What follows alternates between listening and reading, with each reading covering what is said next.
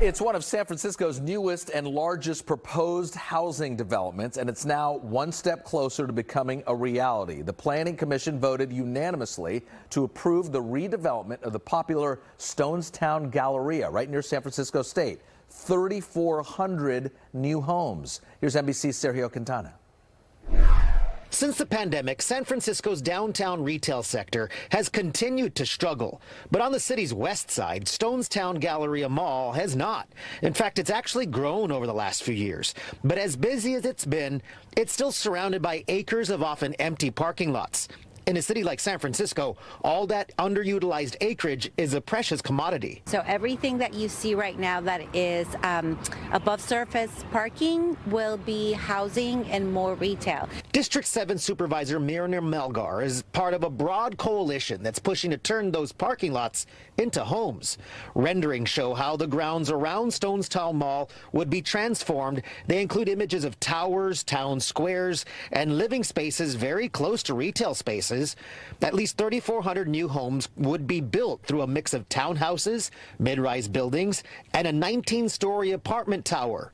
During a meeting of the San Francisco Planning Commission last night, the project got unanimous approval to continue.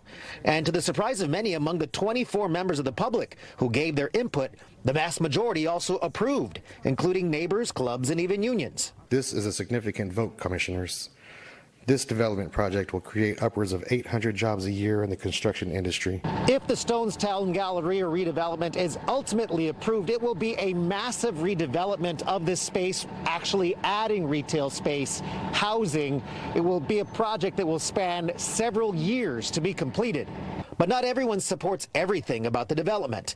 Two people at the commission meeting voiced their concerns about the height of the project and the increased traffic it'll bring. We would ask that the 190-foot towers and the 90-foot tall buildings along 19th Avenue not be approved. My comment was specifically about how the increase in traffic on this portion of 20th is consistent with the Better Streets plan prepared by the city and county. Some residents had also hoped the now abandoned United Artists Twin Theater that was built in a new formalist architecture in 1970 would somehow be preserved. Instead, the developer has decided to tear it down and replace it with about 100 homes.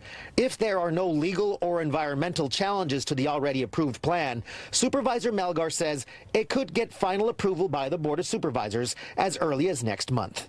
In San Francisco, Sergio Quintana, NBC Bay Area News.